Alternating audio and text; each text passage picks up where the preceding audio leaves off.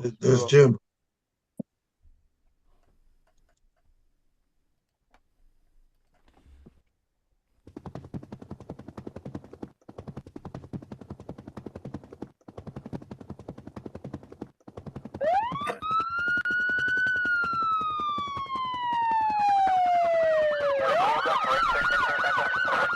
Negative K, nothing further, just Kitty Candy in the corner. That's a direct order. Do it now. Good afternoon. Good afternoon. Today is Thursday, February the 5th, 2026. We are roll call, black, white, and blue for better relations. And listen, we have almost a new team up here today. We got some strangers that popped in on us. We got D Schoon, we got AC, we got Cheech, we got Ty, we got Will, we got Rich, we got Jamel. Y'all know Jamel, right? Jamel Stevenson. You remember Jamel? We got JT, we got Kyle, the Quiet Storm, Mark Matthews, and Jim Cannon is with us on today. Before we get started, we're gonna have a moment of silence, and then we're going to ask Jamel to give us our disclaimer, and then Rich is going to follow him with our statement of purpose.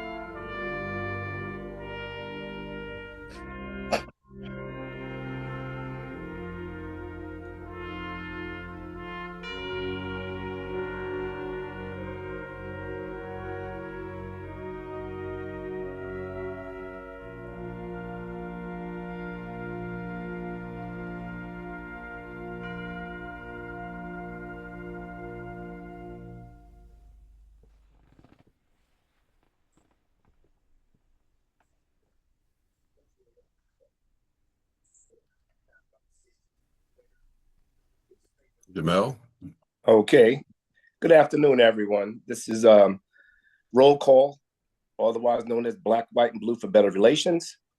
Please note the comments are and express concerns made by members of the Roll Call, Black, White, and Blue for Better Relations, herein Roll Call, panel are the opinions of the individual and not offered or intended to be legal advice, recommendations, or suggestions for listeners and or observers.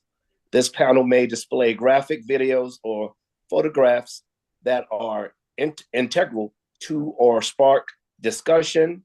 These videos or photographs are not intended to offend any viewer or listener. A panel member will give notice to the audience as to its nature prior to displaying any graphic or sensitive video or photograph. Any graphic content displayed during this panel discussion has been obtained and shared from public social media platforms and is not the property of Roll Call.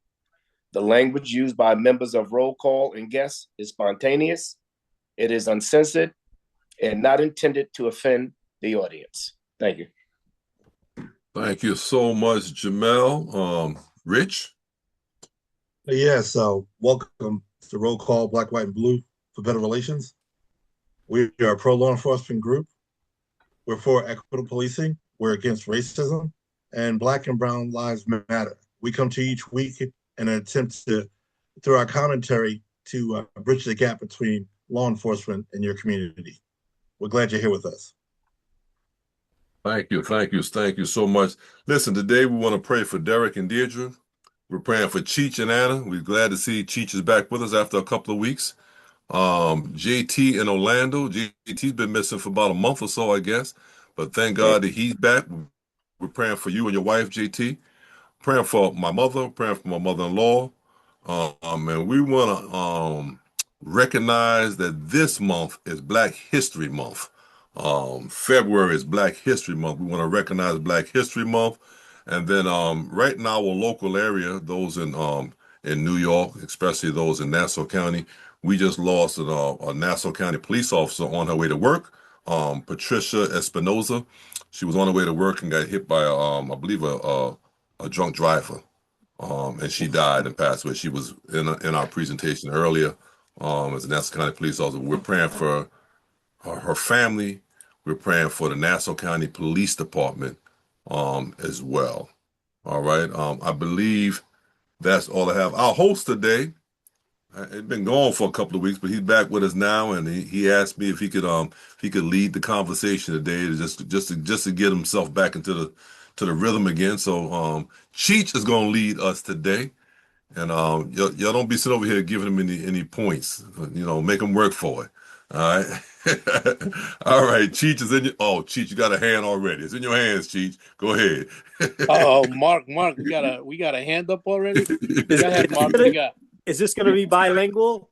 I was just about to announce to the public. Thank you for letting me host. I did ask Donald if I could do it in Spanish, but he did not allow me to. So unfortunately, no. So before we get started, just want to give a little shout out to some of our viewers. We got Sylvia Butler on, Melissa Sutherland Moss, Donald Coleman, Natasha Jackson. If I'm missing anybody else, let me know. But thank you for joining us. If you have any questions, please put it on the chat, and one of us will address it and get to it as soon as we can. So first video we're going to go into is about a couple of the Nigerians that were stopped by ICE. Wait till you see this, though. They kind of turned it around on them. In our okay, yeah, real quick. In our corner, Fafo, this is what's going to happen. People are getting sick of y'all lights out there, so this is what's happening. Let's take a look out at Minneapolis. A man and woman are in custody today for allegedly trapping a federal agent in a car and dropping that agent off at the New Hope Police Department. Oluwadamilola Bamigboye and Rakaya Frazier are both facing a count of assaulting a Department of Homeland Security investigations agent. According to court documents, agents were searching for Bamigboye because he had overstayed a student visa. When he was approached by agents, he allegedly got into the back of a Jeep and told Frazier to drive. One of the agents on scene got into the front seat to try and stop them from taking off, according to the charges.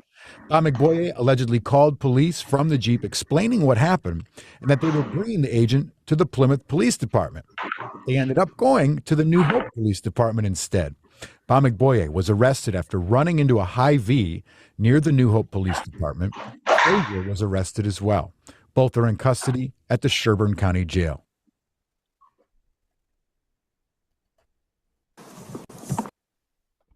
Wow. Just repeat the name for us, Chief. Just repeat the name for us. What was the guy's name? No, just joking. I'll tell you Spanish. All right, so it's good. Yeah, just one quick. What's a Hy-Vee? A what? A high five? They said the vehicle was chasing to a Hy-Vee. D got his hand up. We gotta respect the hand. Don't let these guys just run you. You respect the hand. Right? Hy-Vee is everybody knows what a Humvee is. They have a high axle vehicle, which is off the ground. You see them, they're high. They got a little place to drive in the front, and then it's like a huge vehicle. We used them during Hurricane Sandy down here because the water was 11 feet, and they're actually that high in the air. So it's just a high axle vehicle. They call it. Thank you, D, for letting us know. So I don't have any hands up. Okay, I have my hand up, but I just wanted to explain that. But okay. let me say really quick. FAFO.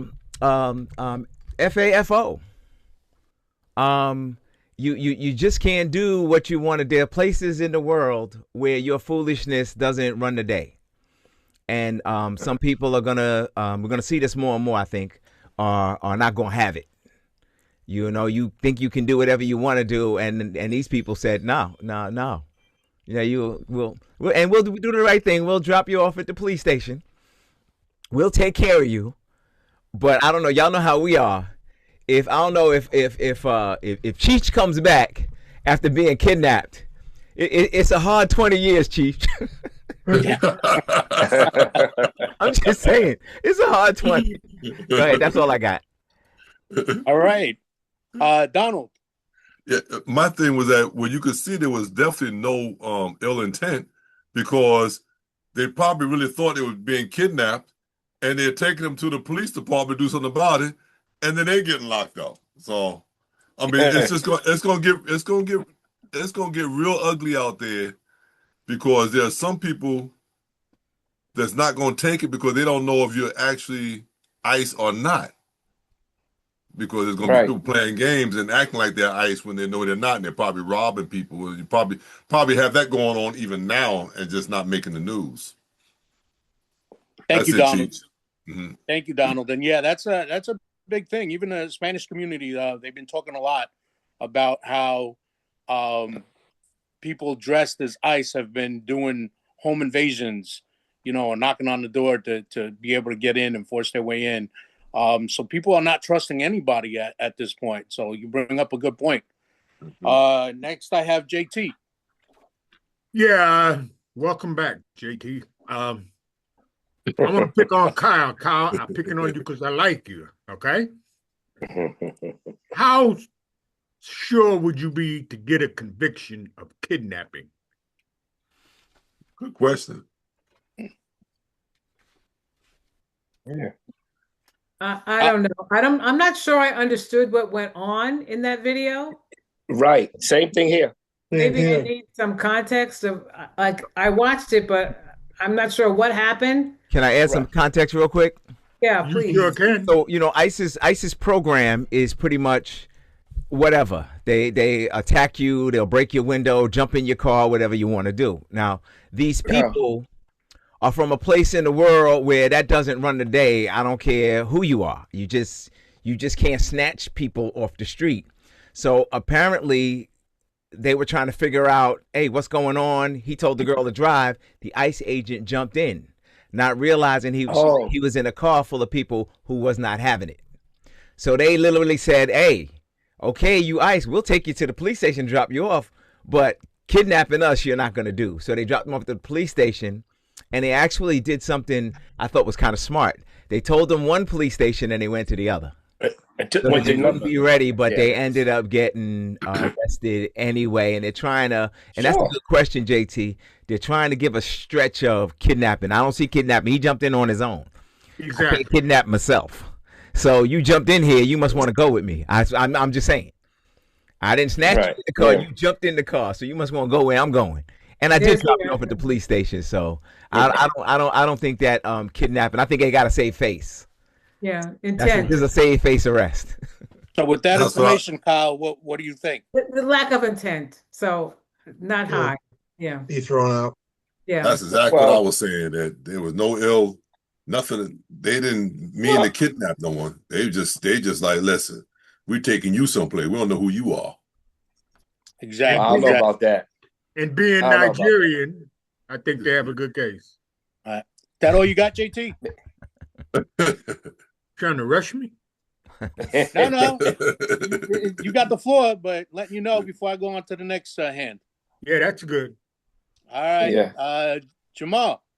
Yes, sir. Well, yeah, maybe. Well, maybe not kidnapping, but maybe unlawful imprisonment or something. Because yes, he did jump inside the car, but there was at some point where these individuals could have stopped the car and let him out. And not only that, but they intentionally said that they're going to take him to one location and took him to another location. So, I mean, I think at some point, there's going to be some responsibility on their part. So that's how I see it.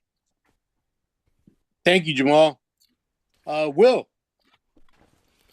So we've talked about this group of individuals, and I call them agents. I don't call them law enforcement. By show of hands, how many of you prior law enforcement officers are going to jump into a car of a potential suspect? By show of hands, please raise your hand. No. Okay. So that's my first point. Obviously, that is a training issue because presumably if he got in the car, he probably had a weapon. He probably had it out. But since he couldn't control the vehicle, then it was smart of him not to start letting off rounds. Mm.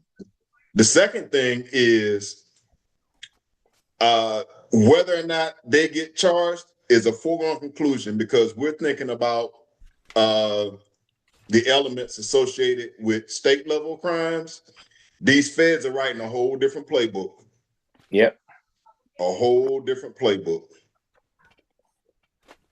Yeah, thank you for that, Will. D. Just want to say quickly, we always talk about the way we did our job when we were out there. You can't put your force on people all the time.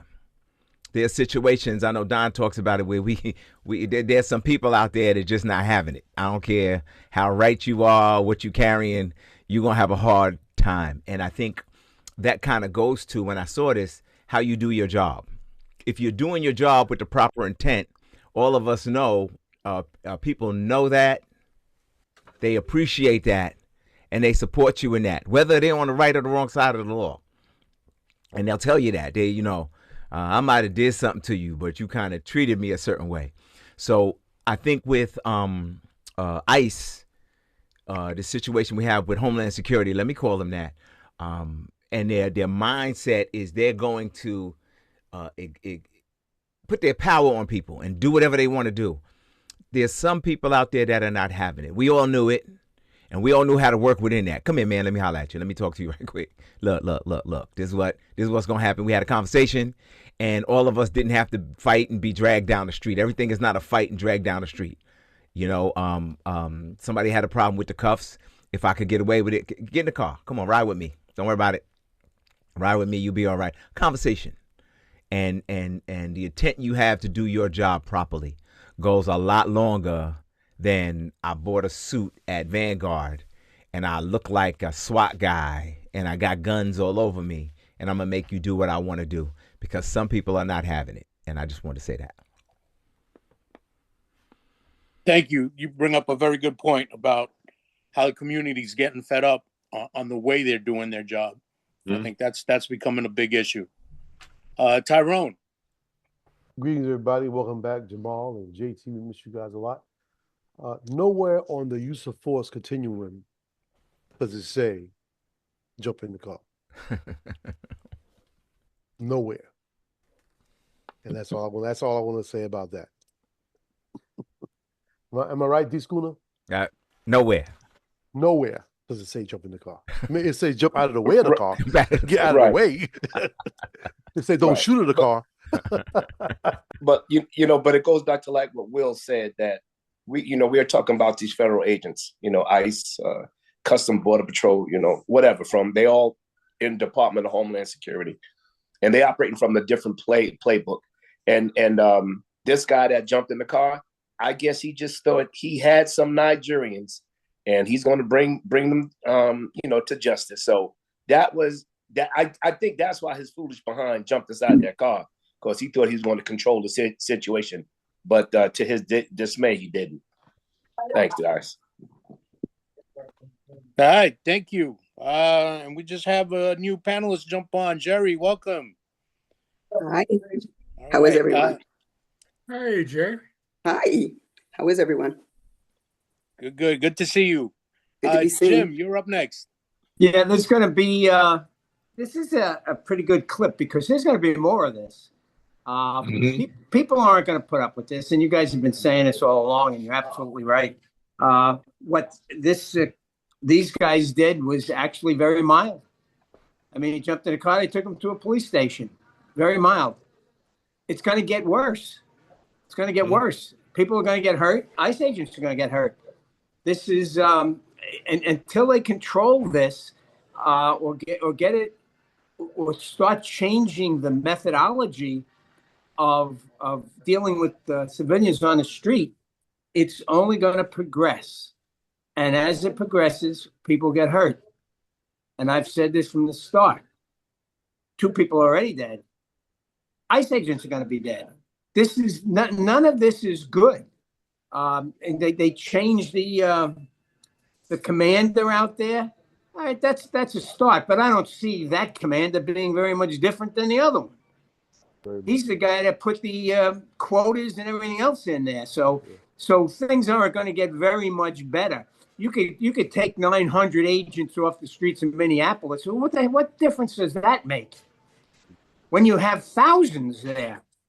So it's a matter of methodology on trying to enforce this. All of us realize that the ICE goal of arresting hardened criminals is long gone. Long gone. That doesn't exist anymore. The goal now is to arrest everybody that's in this country that's undocumented, whether they were let in legally by Biden or anybody else. Doesn't matter. You don't have your papers, you go. And you don't go nicely. You go by getting thrown to the ground, handcuffed, and carted off to who knows where, and nobody knows where. They had that last, I don't know if you guys are going to show that woman with autism that was dragged out. Is that on? Okay, so I won't get into that until later on, because that's kind of goes with what I'm saying. But that's all. My thing is, I fear it's going to get worse, and it's going to be more people killed in here. Were these people U.S. citizens? Student visa, I think. I don't know. I think he was on. They were looking for him when he was on a student visa, I think it was. Okay. Yeah. The other people in the car? Well, he extended it. He was here too long. The other person, I don't think they said she was a citizen or not. I got Rich up next. Ty, you lifting your fingers. Something quick? Yeah, real quick. It was Ty and Will. Ty had his hand up and Will had his hand up. So wait, watch this. Wait for the moment that they accost Hispanic off-duty police officers and wind up handcuffs. Wait till ICE winds up in handcuffs in the back of their car, take them down to the precinct. That's going to be some crap for you. I'm telling you right now, it's going that way. It's going that way. That's going to be crazy. That's all I got. Rich is up next. Real quick, I want to address, we got 2 more viewers. I want to welcome Ruth Cathy, Eva. Donald Coleman just said, question with 3 exclamation points. Are there any Black or Latino ICE agents? Yes. Definitely Latino. A lot of them. Rich, you're up. Will, you got Will waving his hand like he's got something serious. Will. No, I was just going to mention to that when they released the names of the 2 Border Patrol agents who unalived Alex Preddy. Both of them have what appear to be Hispanic heritage names. Both of them. So if it were not for them being Border Patrol, Homeland Security, ICE, whatever the case may be, that's how they got the target off of their back. They said, you know what? We'll join up and become the hunters rather than the hunted. Do you realize how grimy you have to be in order to do something like that? To hunt your own kind? Mm-hmm. Oof. Trust me, that hurts. Rich. Yeah, that happened in slave times. The overall problem here is the poorly trained ICE and Border Patrol people, and they're poorly trained with dealing with the public. They used to be in rural on a lot of these areas, especially here in on the southern border where I live. They're out in these areas where it's rural, and whatever story they come up with, that's what happened. But when you're in an urban area like they are now in the streets, the people with our witnesses are all around. People have cameras. They can't get away from these bad tactics. Are going to be recorded as they have been. I mean, for the life of me, I don't know why this guy would jump in the vehicle. And then when he jumped in, did he draw down on everybody in the vehicle with his gun? I mean, I don't know what he did at that point. That whole thing is foul. I don't know if you guys know about the St. Peter's incident where the ICE watcher was blocked with a vehicle. They jumped out immediately, came out with their guns, drawing down on her. That's a tactic that would be for a felony type of stop. If she's an ICE watcher just watching them and they're agitated by her being there, that's not a reason to pull your gun out and stop her vehicle. And that's a situation where the St. Peter police chief came down there because she called 911 before they snatched her out of the vehicle. Police chief came down there and ICE released her to the police chief because she was a resident, U.S. citizen. But they are targeting the ICE watchers. Both of the Preddy and Good were ICE watchers. And you see Preddy had that incident where he kicked the lights out on one of the vehicle. So he made himself known, and then they got him back. They took him down. So the tactics are poor. Regular people don't know how to navigate these kind of tactics that they're using. They're used to law enforcement tactics. We have a certain protocol to how we handle the public. They don't have any protocol. They seem to move by the seat of their pants. And they have these actions that are uncalled for, over the top. It's a power grab, overreach, and the citizens are having a hard time navigating that. That's where the real anger is coming from. I mean, I would have a problem if somebody just jumps out of their car and points their gun at me. Well, what? So it's a sad state of affairs that we're at with this kind of law enforcement. If you want to call them law enforcement, they're really hurting the public, and the people are mad. Thank you. Thank you, Rich. Definitely is some sad times that we're in. I want to welcome Derek. Just joined us. Derek, we're praying for you and your wife. Thank you for joining us. JT, you're up, and then Ty. You skipped me. Oh, did you? I didn't see a hand up. Yeah, I was asking. I wasn't sure. Well, mine actually comes down after a while, but oh, okay. Sorry. Real quick, I just wanted to address what Jamel was saying. That Jamel, those guys, they will get charged. I just don't know how far it's going to go. But they're definitely going to get charged.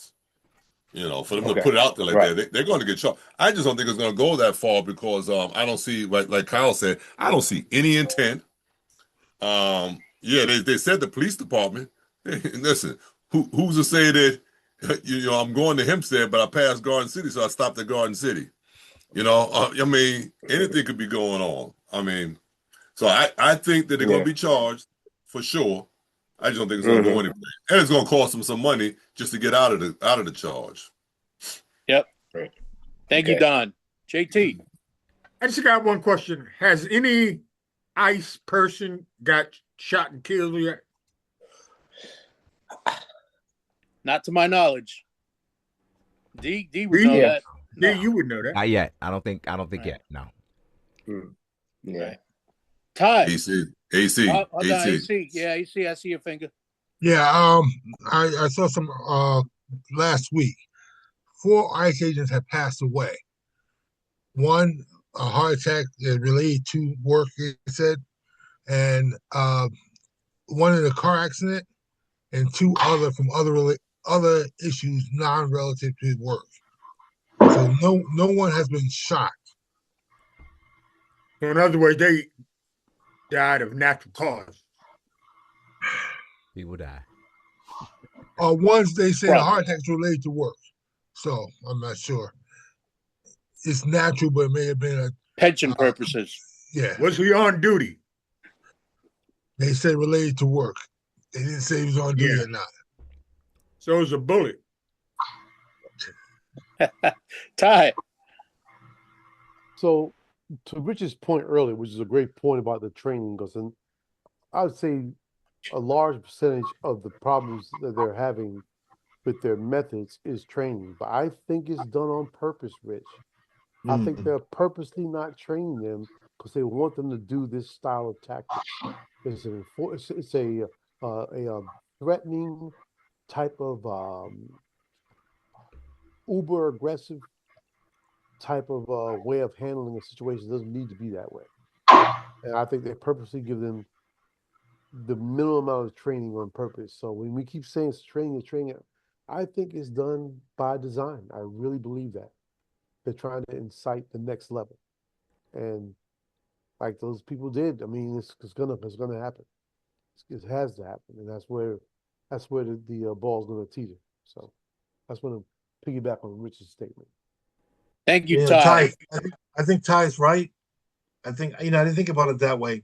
Maybe they wanted to be so haphazard and cause so much fear and confusion, because that's what's happening. I mean, I don't understand the nonsense of ICE being sent to the Olympics, and the prime minister or the president says, ICE comes here, they can't do anything. Now they're talking about sending ICE to the polls. I mean, I think that's the whole thing. They're supposed to be like the stormtrooper, a group that everybody's supposed to fear. So they send them wherever they want to punish people or make them fearful.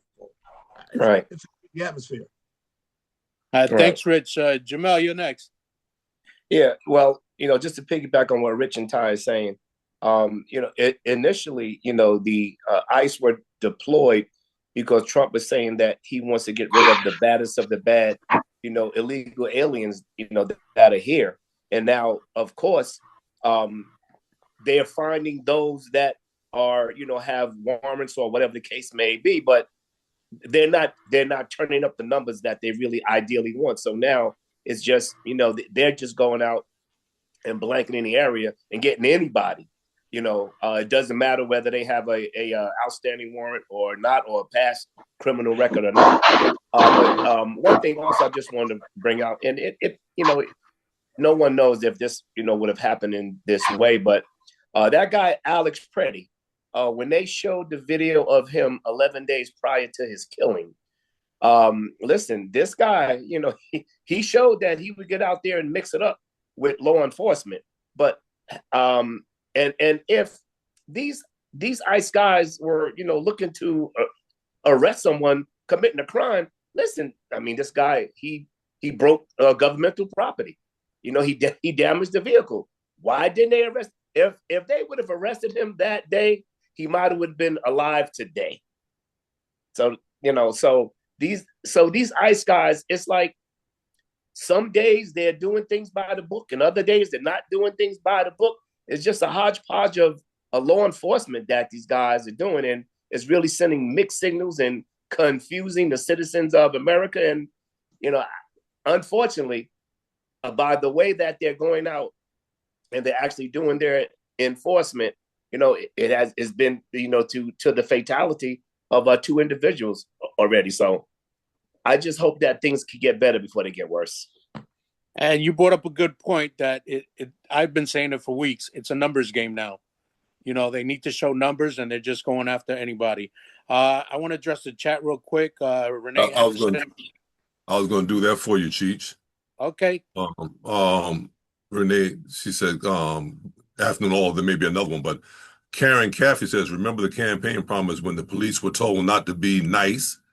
Beverly Wells says, I think Ty is right. Richard Bowden says, it's also ICE culture, supervision, and administrators. Did I miss something, Cheech? Yeah, no, you're good. Okay. AC, you're up. And then Derek. Okay. I want you to know, I should also give credit to that organization when they start to do things better. They got in the car in this last video, it didn't shoot anybody from a moving vehicle. So that's a good thing. All right, Derek, you're going to close us out on this one, then we're going to move on to the next video. Cheech, go ahead, Cheech. Go ahead, Derek. All right, gotcha. I just wanted to say that as it pertains to the training, first of all, they tried to hire people and put them out really, really quickly. So there could be a lack of training just because they try to get them on the street so quickly. But I don't think it's so much the training that are causing them to act the way they're acting. I think that because there's no accountability, they feel that they can do whatever they want to do. They know that they're not going to get in trouble. Many of them can't be identified. Most of them can't be identified.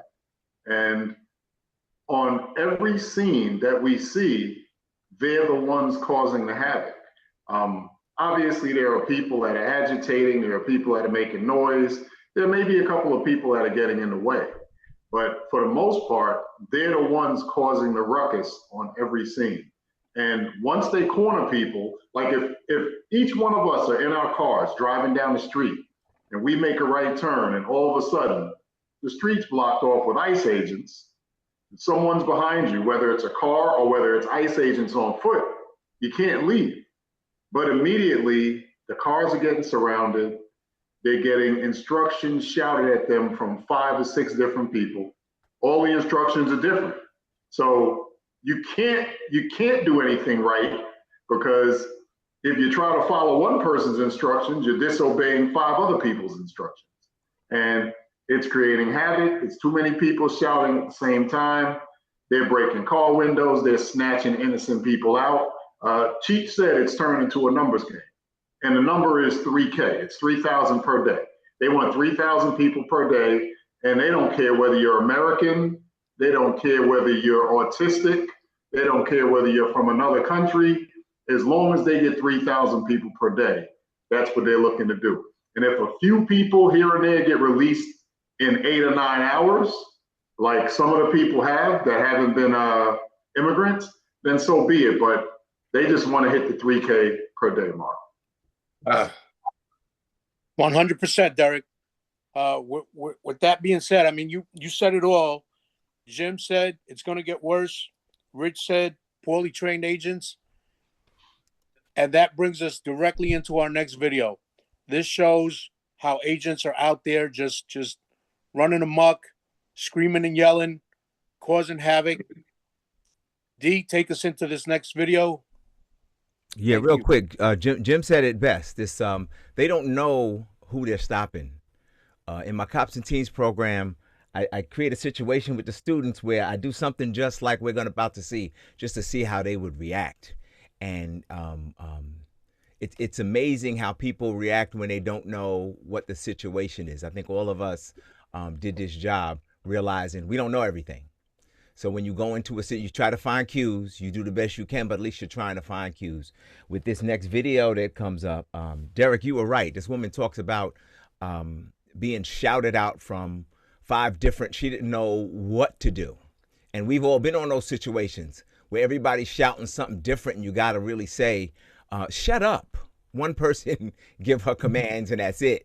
I can see how this could happen. But let's take a look at this next video. This woman is, I just want to share this with you. She's autistic. She is. And if anybody knows anything about autism, just watch the way her autism presents to show how it was difficult for the ICE agents. And she's also disabled. So I want to be very clear. She's not only autistic, but she's disabled. And this is the way they treated her. Let's take a look. Thank you, members, for taking time to be here today, and thank you, staff, for making this happen. My name is Aliya Rahman, and I am a resident of South Minneapolis. I'm a Bangladeshi American, born in northern Wisconsin, and I'm a disabled person with autism and a traumatic brain injury. Not all autistic brains do this, but mine fixates on sounds, numbers, and patterns. And while what the world saw happen to me exactly 3 weeks ago today on video was a terrible violation, it is still nothing compared to the horrific practices I saw inside the Whipple Center. So I am here today with a duty to the people who have not had the privilege of coming home, and I offer this data because these practices must end now. On January 13th, on the way to my 39th appointment at Hennepin County's Traumatic Brain Injury Center, I encountered a traffic jam caused by ICE vehicles and no signs indicating how to get around it. As you can tell from the video, you know, I had not wanted to pull into a said block she has a brain injury section, but verbally you can tell agreed from the way that that she spoke. I'm looking. I don't see any hands up. Was it finished? Oh yeah, no, it's not finished.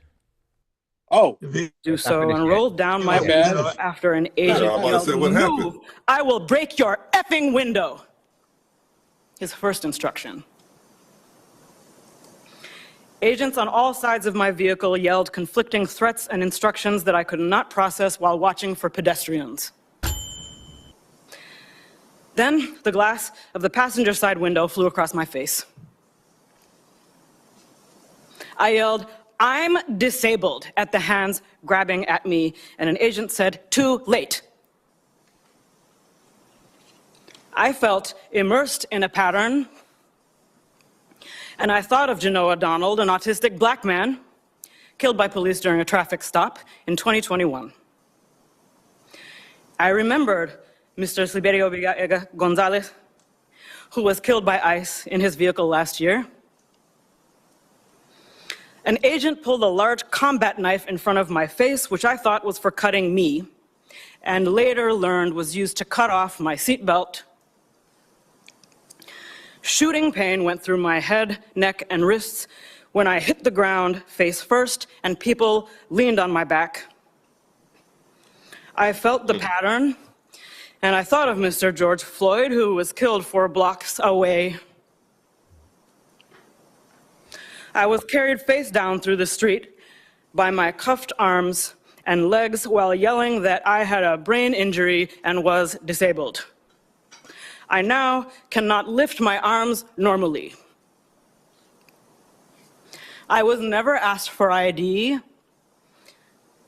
never told I was under arrest, never read my rights, and never charged with a crime. Approaching the Whipple Center, I saw black and brown bodies shackled together, chained together, being marched by yelling agents outdoors.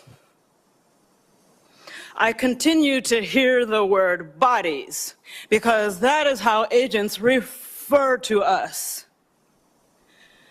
We're bringing in a body. They're bringing in bodies, 7, 8 at a time. Where do I put them? We can't use that room. There's already a body in there.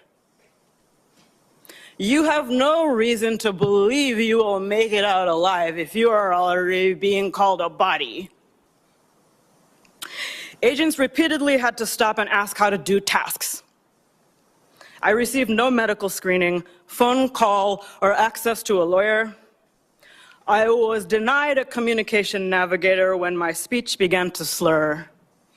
Agents laughed as I tried to immobilize my own neck.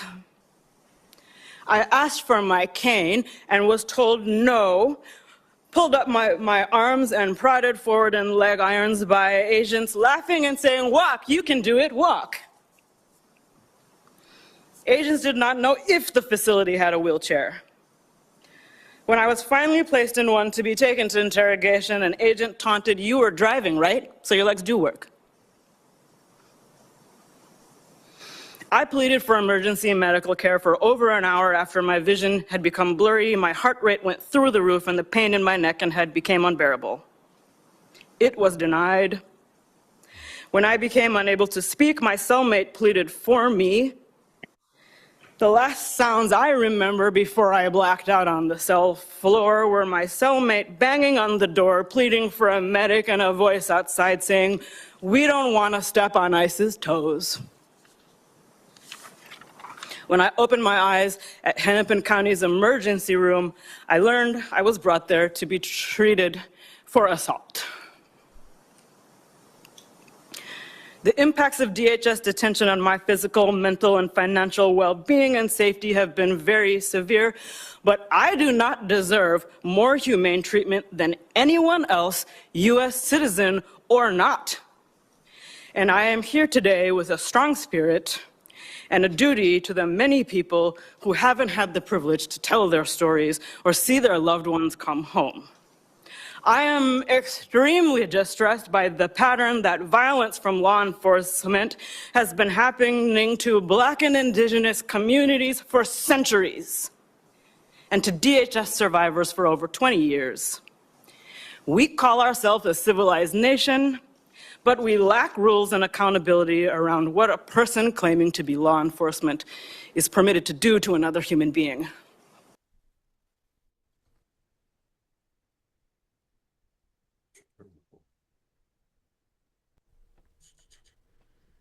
Thank you. Wow, that's very very emotional.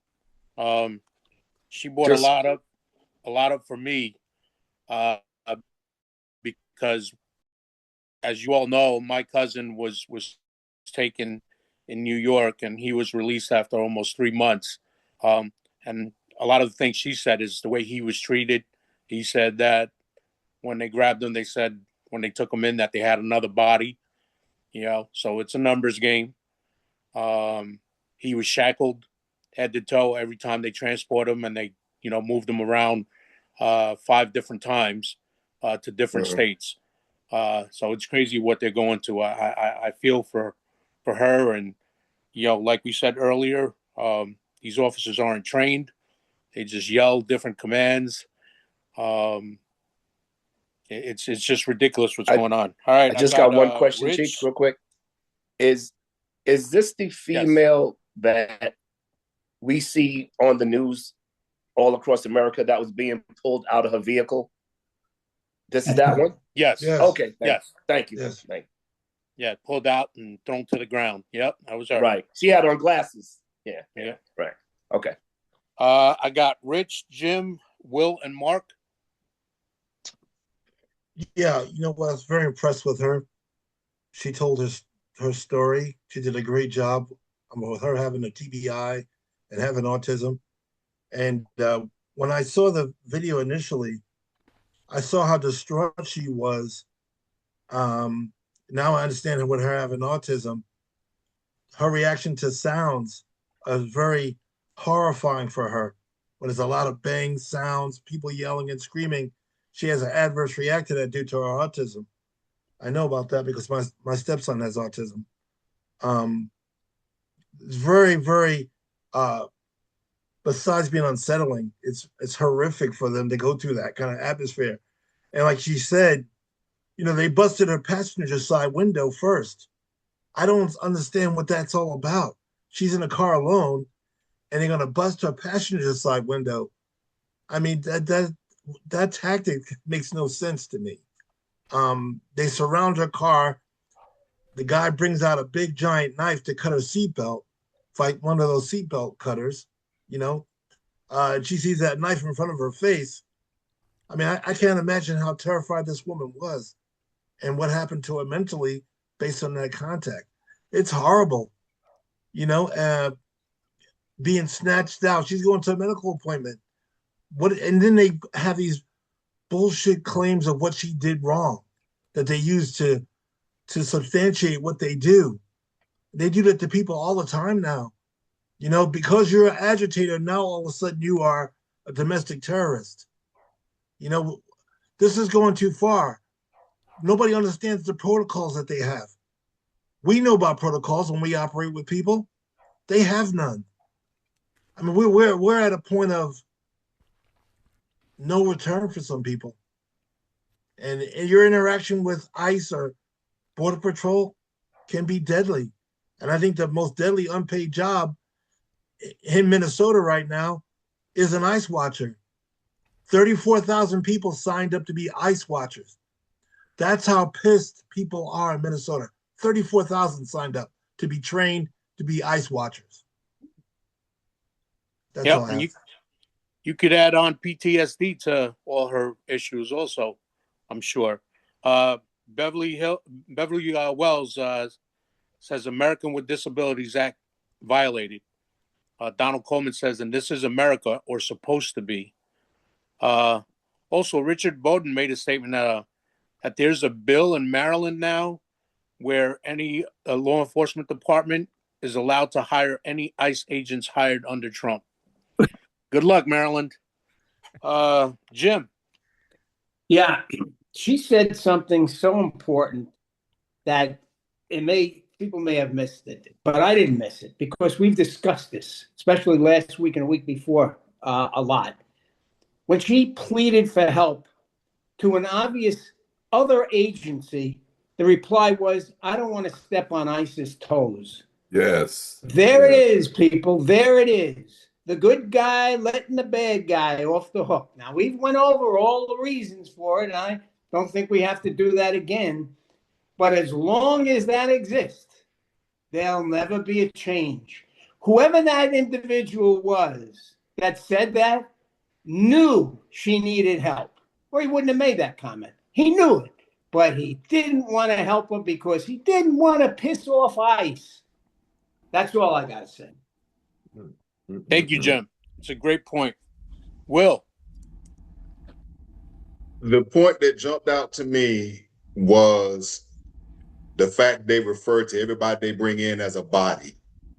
Now, I taught what we call defensive tactics, subject control and arrest techniques for a number of years to law enforcement officers across the state. I was a state certified instructor.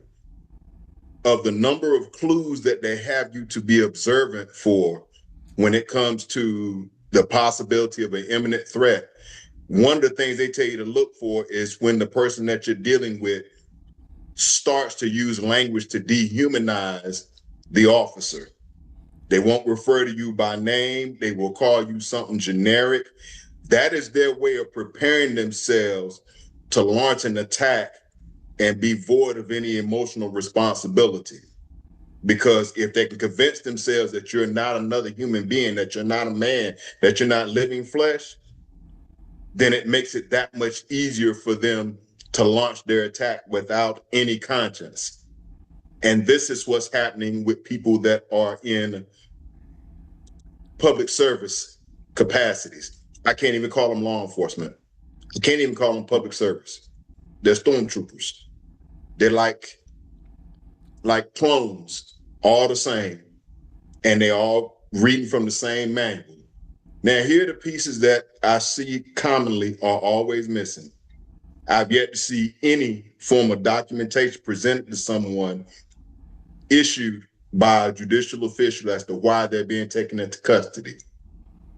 I have yet to see a level of resistance that would justify the level of force that you're seeing from the sheer number of these officers. They are constantly pulling their weapons out on these folks.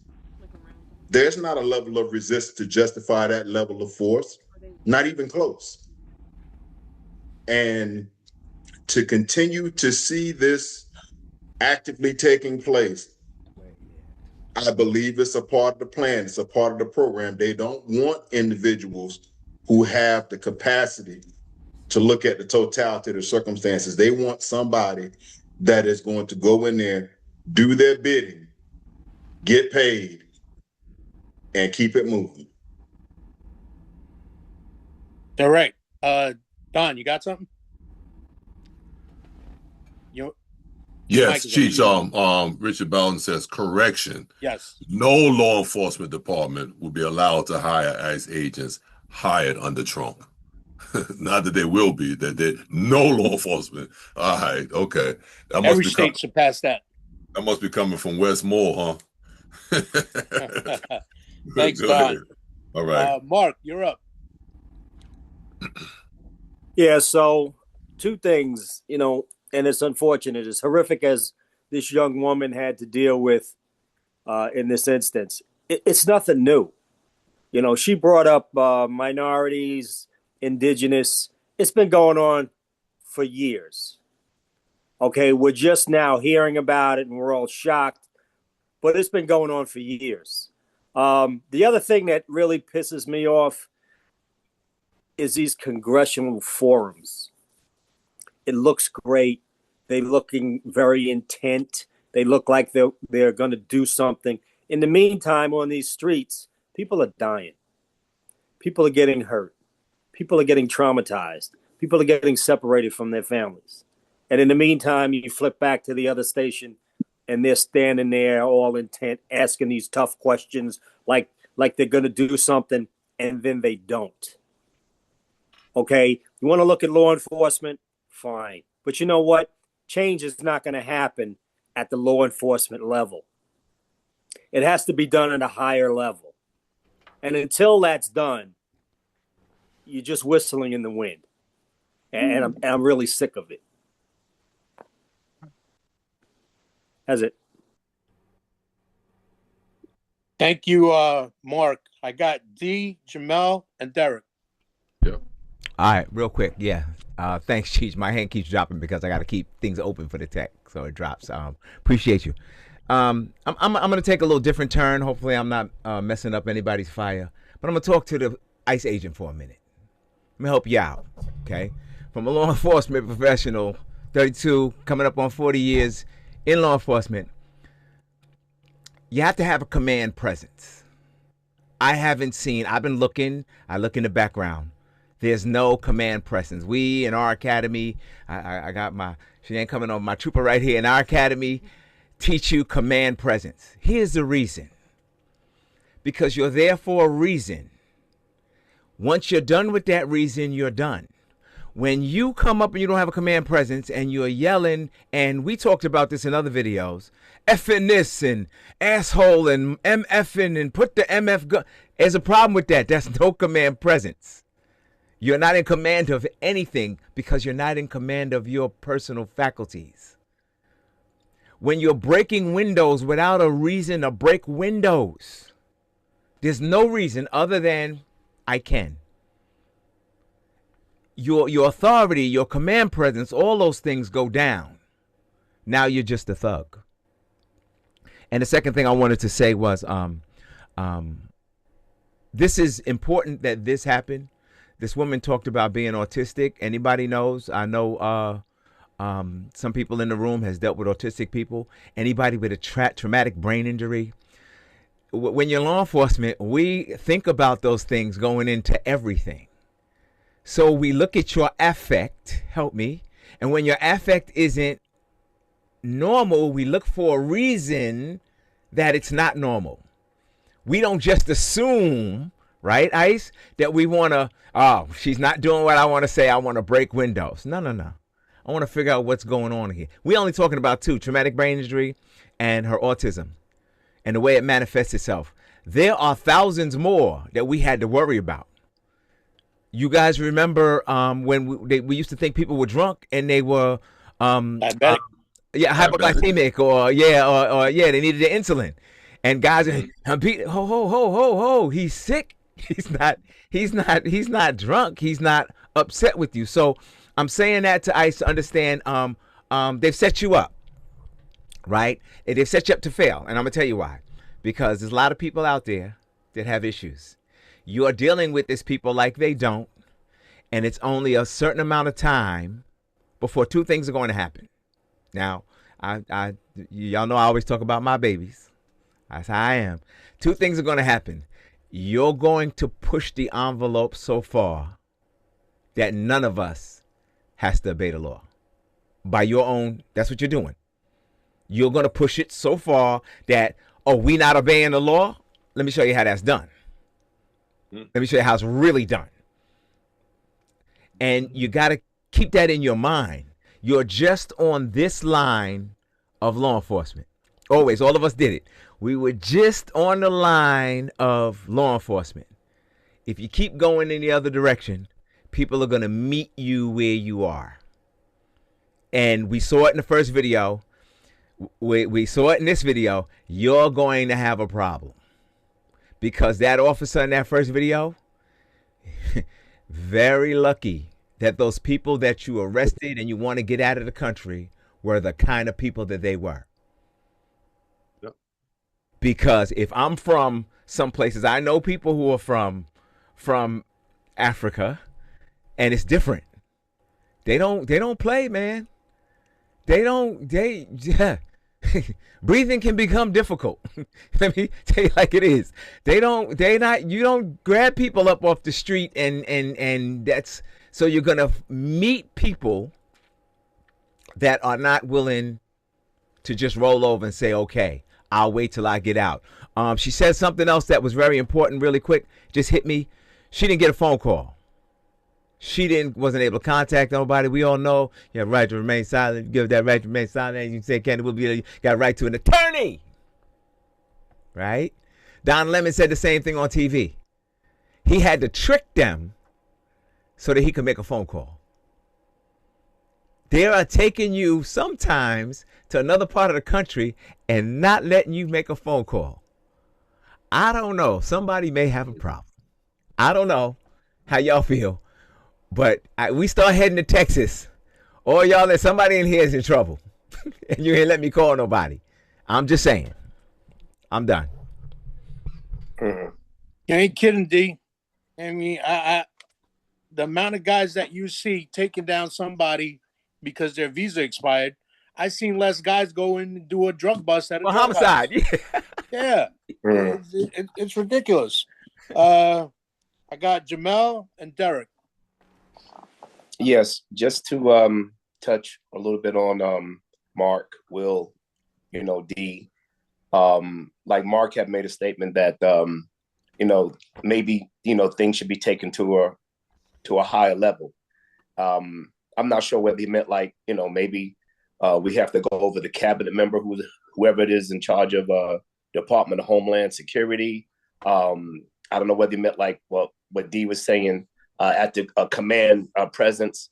But the point I'm trying to make is that, yes, when you take a look at these events where, ICE are going through their operation, I don't know if you guys can maybe tell me, but it's like I can't identify any type of rank or structure at these locations. I don't know who is the officer, who's the supervisor, but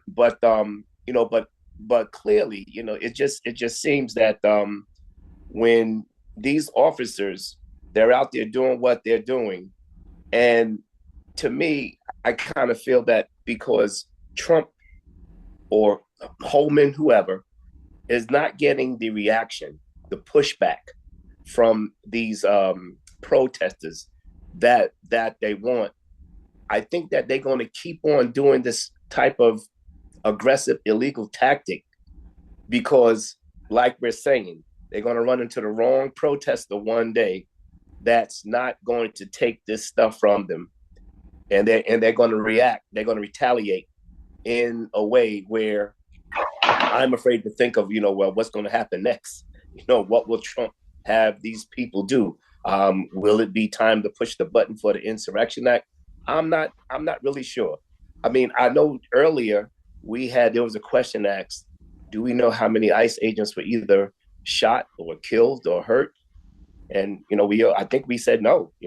There's no record that comes to mind when any of these Department of Homeland Security individuals got hurt. So, it may be a matter of time, before that happened. But I think that the protesters are being vigilant and not to stoke anything that is going to go awry. But I mean, how long can this happen? I'm not really sure, but I wouldn't want to see it go to another level because I'm not sure what this president would do to the protesters. That's it, guys. Thank you, Jamel. Derek. Yeah. Move on to the next video, D. Okay. Yeah. As far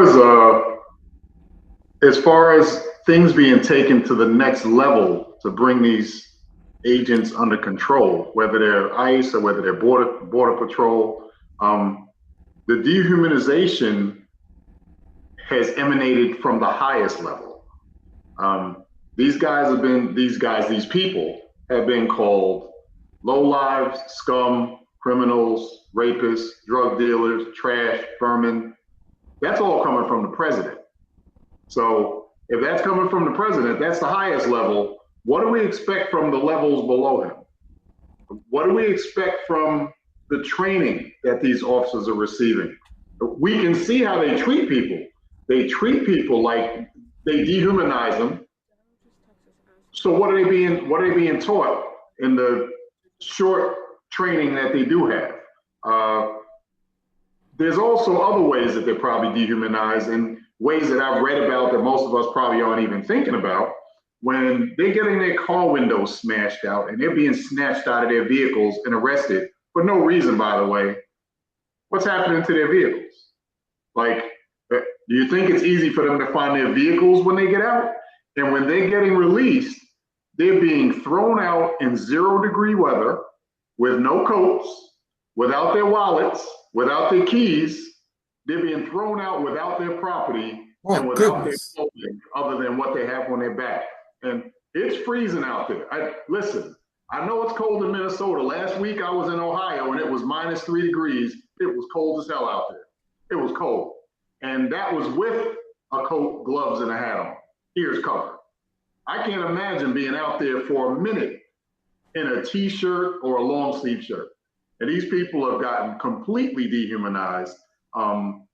Also, there are other things that they're not talking about. And these ICE agents, they are going to end up on other police departments. But I think there's something ICE agents haven't paid attention to in the fine print. And if they have and they last, so be it. But these guys have received different types of bonuses.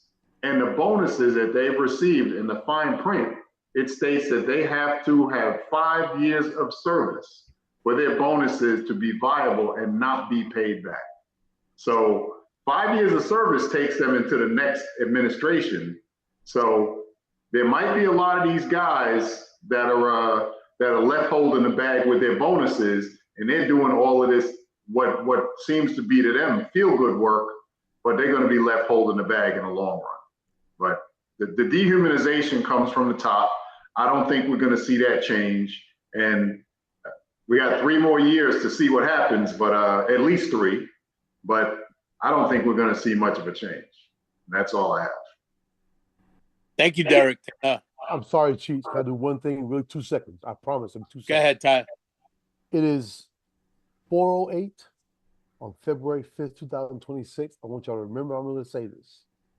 They will attempt to invoke the Insurrection Act right around Labor Day. Labor Day to October 1st is when they're going to attempt to do. All this stuff they're doing now is gathering data. Trying to gather data and have a narrative that will allow them to hit it right before the midterms. Okay, that's all I want to say. It wouldn't surprise me. Remember I said that. Yeah, I just wanted to answer Jamal with his question about what I meant. I'm talking about all these congressional forums, and what are they doing? You know, they're holding them, but I don't see any real action. And whether they're Democrats or Republicans or whatever, either you're part of the solution or you're part of the problem. And if you're standing there and you're letting it happen and you're not doing your due diligence, you're part of the problem. And that's what I meant, Jamal. Thank you, Mark. And with that said, my issue is that not more law enforcement agencies and unions are speaking up and saying something, because this is making all law enforcement look bad. You know, people don't differentiate between ICE and Border Patrol and every other law enforcement agency in the country. They're just putting everybody in one big bubble and saying they're all law enforcement officers. So now they don't trust any law enforcement officers. So this is affecting everybody, and you need these unions and these agencies to speak up more.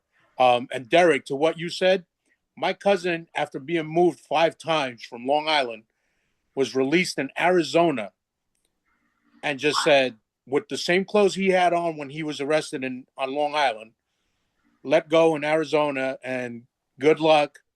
See you later. Find your way home. Oh, wow. Wow. Go ahead. JT, I see you putting your finger up. Go Jim first. He's older. Yeah, I just, in New York, Governor Hochul is going to introduce legislation that no local police department can cooperate with ICE on immigration enforcement, which is, a kind of a direct political attack on Blakeman in Nassau County, which I certainly don't mind. But what's interesting, there's a Republican state senator that's introducing the bill. And there are other Republican state senators that have signed on to the bill. So I think there's a little turn being made, at least here in New York, where they don't really want what's going on in Minneapolis to go on in New York. So there's some movement. Okay. Thank you for that, Jim. JT, something before we go to the next video? Yeah, it's gonna be quick. You said something about you can't trust any policeman, law enforcement, janitor, whatever. You don't think there's cops that's on the force to come home and put on that fucking ICE uniform? I see it on Facebook all the time. Who's the real head of ICE? Nobody can tell you. They'll tell you who's in charge, but they can't tell you who knows who the fuck out there in ICE uniform. Because there's firemen, deli clerks, and none of them trained. I think it took us 8 months in the police academy, 6 to 8 months. These guys get 8 hours. Put on a uniform. Come on. Who in the fuck jumps in the back of a fucking car with a Nigerian driver? Front. Who? I thought he jumped in the back.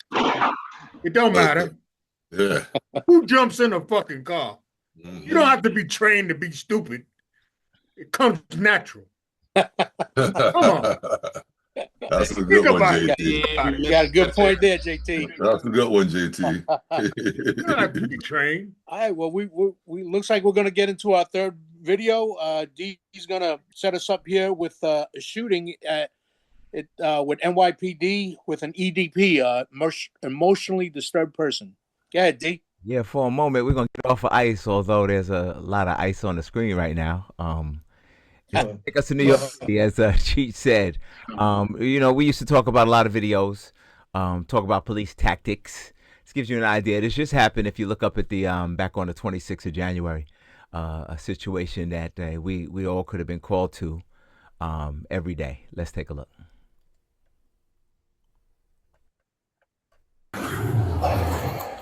How you doing? Are you called? You You called? called? Yes. You coming? Yes. Oh my gosh. No, you're fine. You're fine. Yes.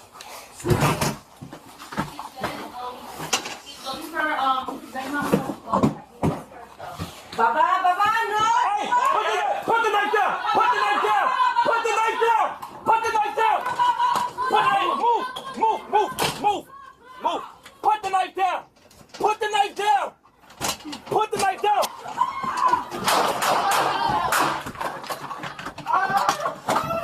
Put the knife down! Drop the knife! Drop the knife! Drop the knife! Shots fired! Shots fired!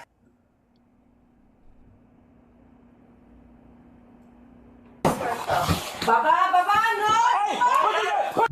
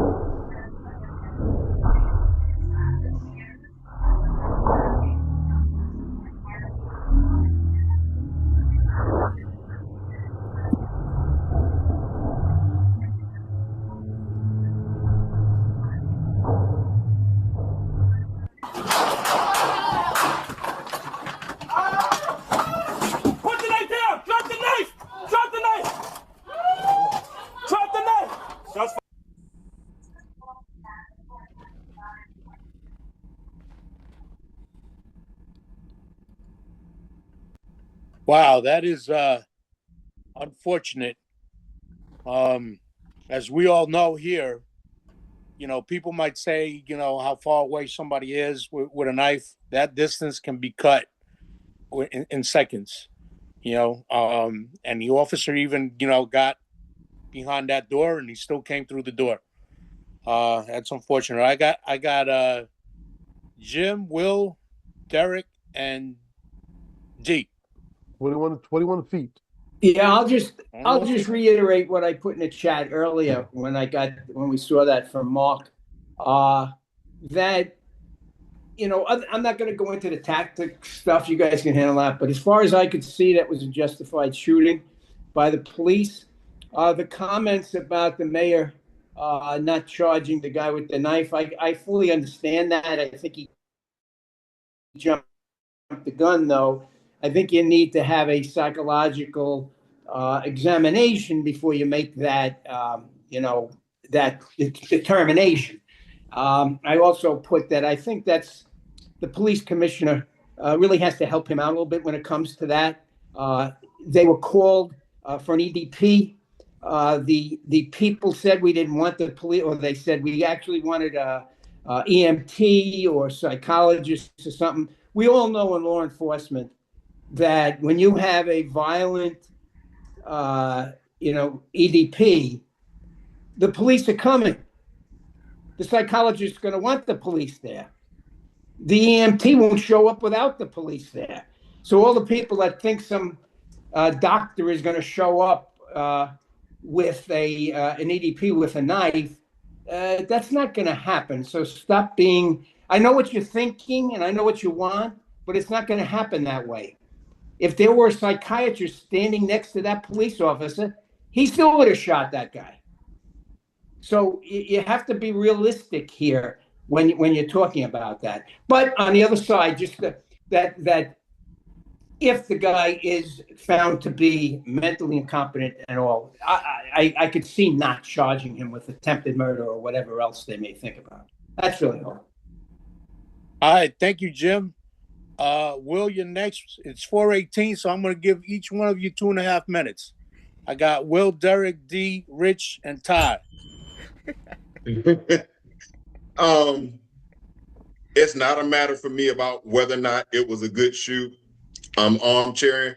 What I will say is the tactics that the officer demonstrated, their patience going into the house and recognizing that they weren't there for someone actively engaged in a criminal act. They were there because family needed help with someone that was emotionally disturbed. And by all appearances, that was the way that they responded until such time that this person presented as an imminent threat to them. Now, mind you, he was moving past or moving around a young lady, I guess his family member. He wasn't trying to apparently harm her. Some will try to say that the police were a trigger. Just like Jim said, when you're talking about someone who is potentially dangerous by their behavior, there isn't a different set of playbook when it comes to the utilizing force compared to the level of threat. Whether he's actually involved in a crime or he's emotionally disturbed, is get the person under control first, and then we move forward with the criminal investigation or the mental health evaluation part. So I completely get where they went. There's not a different playbook for them when someone is coming at you with a knife. That's deadly force. That's deadly threat. It has to be met with deadly force. It's not a different playbook. So I applaud the way that those officers did their job. He fired 4 shots. He evaluated. He continued to give commands.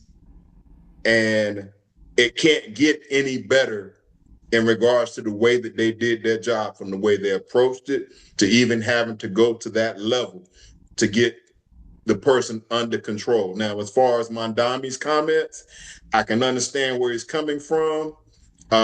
Again, like Jim said, probably something that would have been better left waiting to understand clearly, because there's probably a history of this guy.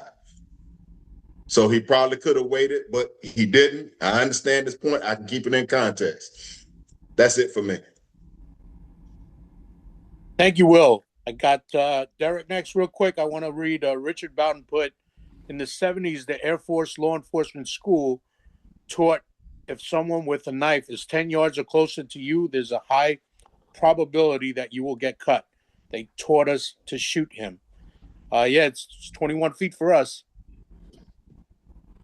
I got Derek, D, Rich, and Ty will close us out. Yeah, and basically when it comes to what Will said, what he said, obviously shootings, particularly shootings that result in someone's death, they're all unfortunate. They're all unfortunate.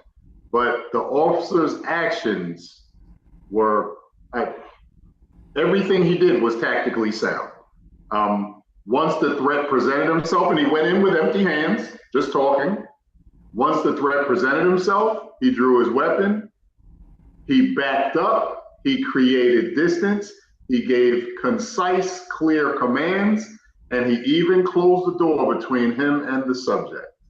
And the subject came through the door, and there was nothing else for him to do but to defend himself.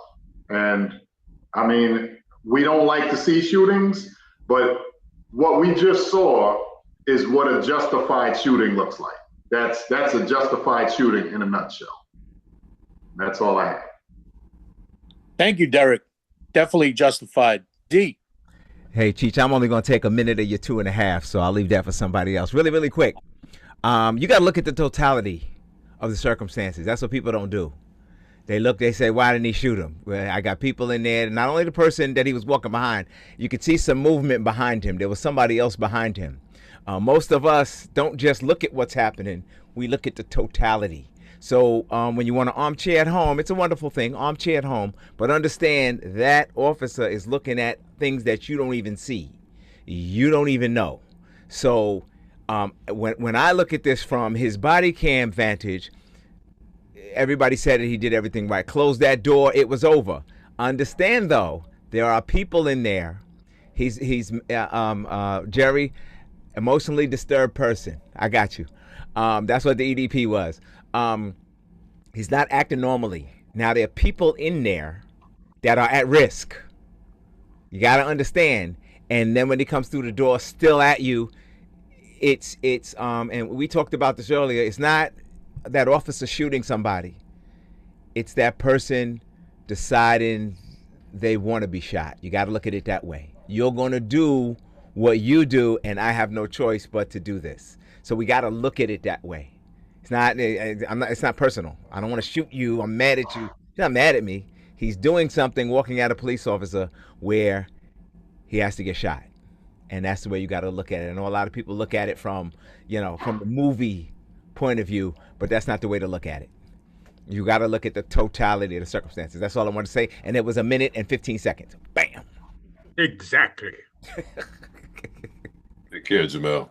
Thank you, D. I'm going to have Rich and Ty and D. I think we're going to have time for a good guy video.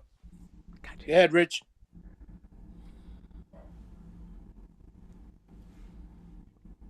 You're on mute. What? Rich? He's on mute.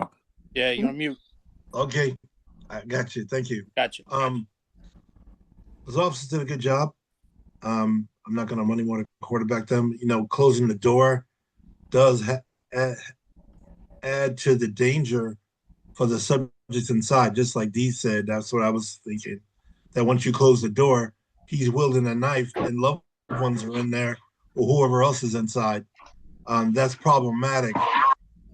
But in the situation, he made the decision to try to close the door and see if that would stop the triggering of the EDP.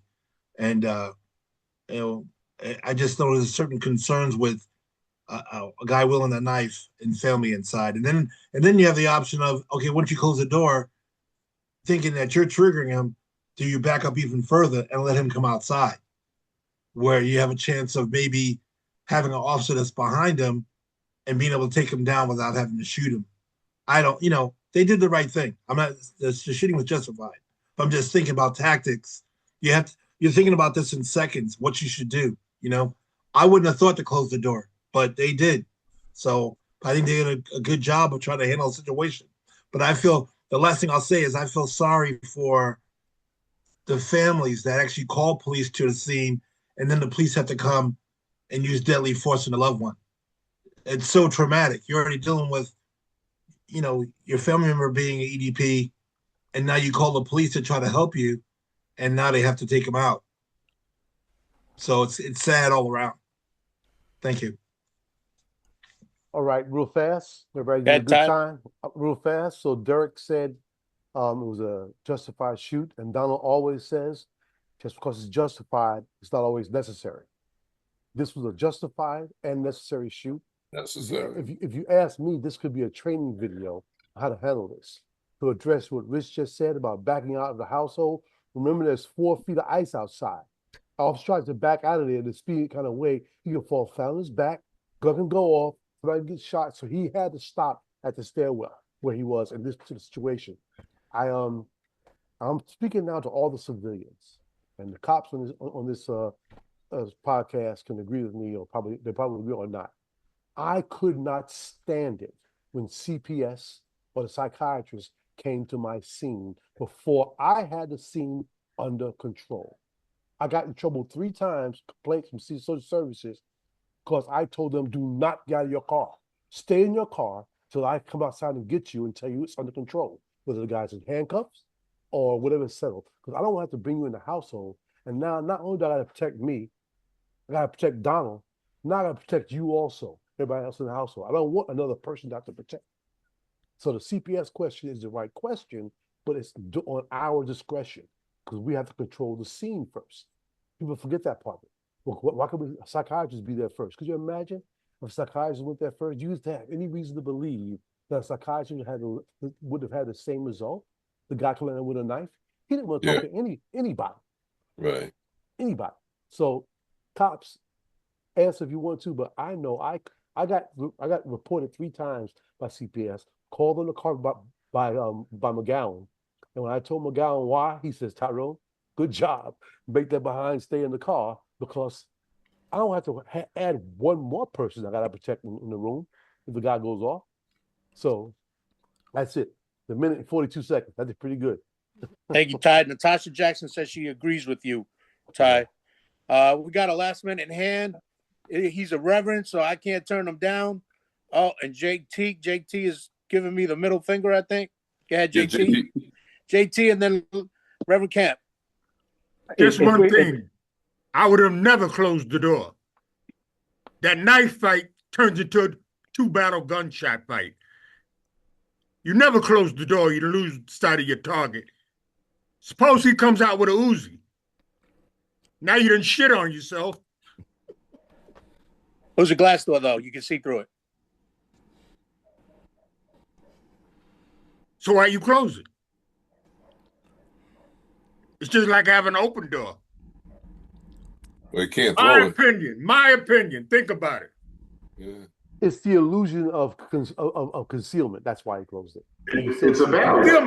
Glass, you can shoot through glass, Carol. You proved that. I did. I'm good at it too. Okay. Reverend Camp, close us out. Well, I didn't. If we're out of time, I don't want to run over that. I want to. No, you're good. You're good. Good. I just want to pose this because I did want to hear about the Ann Guthrie thing, because I think that's a story in progression. But I do want to say that, especially as it relates to the opinions of all of you, Kyle, Mark, Jim, Scoon. I watch Hannity every night, because I always like to get various views. And when I hear Hannity use language like the radical left, what is the radical left in all this? And when Hannity is always, he always talks about every night that how could they compare what's being done in America to Nazi Germany? It's not. How could it not be compared to Nazi Germany? How could it not be compared? America's foundation was founded on radical people who broke from the British, who were oppressing everyone, including the Irish. And whenever I hear stories like that, it so mirrors everything how America started. America wanted its own freedom from British rule. And whenever I see what's happening with ICE and what's happening in the streets and what's happening in Minneapolis, is that we're not headed to a civil war. We are in a civil war because it's people like ICE who are fighting against civilians. And civilians is based on the word civil. So it is a civil war. It's Americans against Americans. And it's really kind of terrible and concerning to me, particularly for a generation of people that are observing it themselves. And that was my only concern, because Hannity is not he's not an ignorant individual. He's smart enough to know. I mean, I heard Ted Koppel pulled him on the carpet a few years ago. He said, "You're a smart guy, but why do you do what you do?"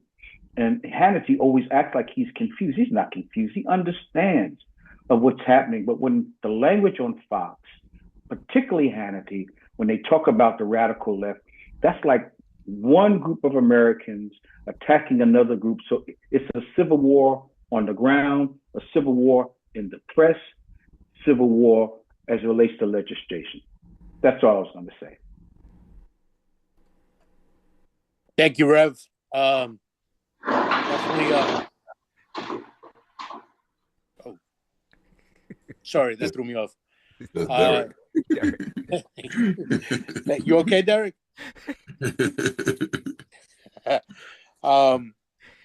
Yeah, definitely a lot there that we could go through. I see everybody's point of view. Me personally, I think that you definitely need law enforcement at these scenes. And for those that don't know, CPS is Child Protective Services. But maybe having a mental health team respond with an officer in civilian clothes.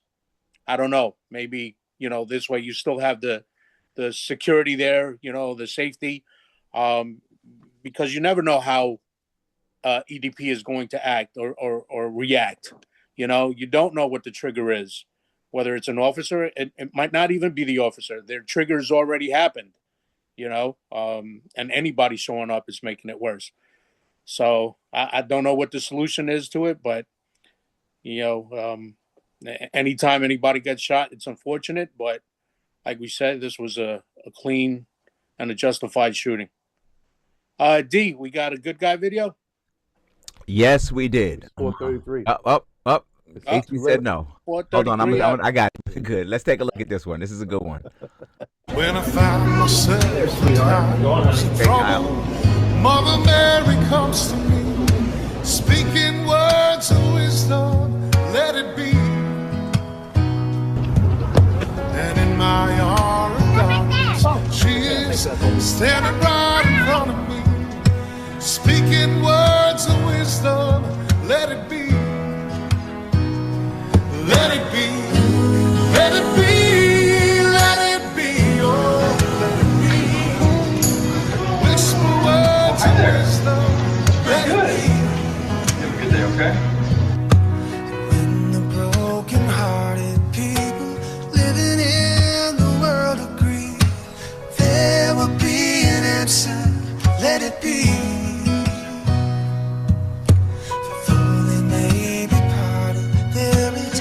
Chance that they will see, there will be an answer, let it be, let it be, let it be, let it.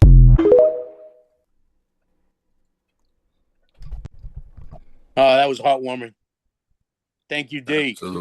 Absolutely. Thank you, Cheech. Thank you. You did an awesome job. Thank you. Hosting. You kept us in line. You got through what you wanted to go through. We'll be looking out for you again, Cheech. So just hang on in there, man. You did a real good job. Good questions. Thank you all for joining. I too have to run to my granddaughter's basketball game, so I'm gonna ask Reverend Camp to close it out in prayer, and I'm gonna leave it on for you guys to do what you normally do. All right. To London, I say good luck in the game. Yeah, good luck. All right. Okay. Thank you for this time of discussion. We pray that you would watch over every family, in addition to this panel, for everyone in this country and everyone in various parts of the world who may have misunderstanding of what's going on currently. I pray that you would give us focus, and I pray that you would give us calm, and I pray that you would give us security and not fear. In Jesus' name, amen. Amen. Amen.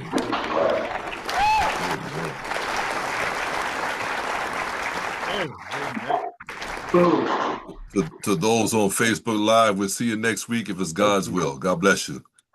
Thank you for joining us.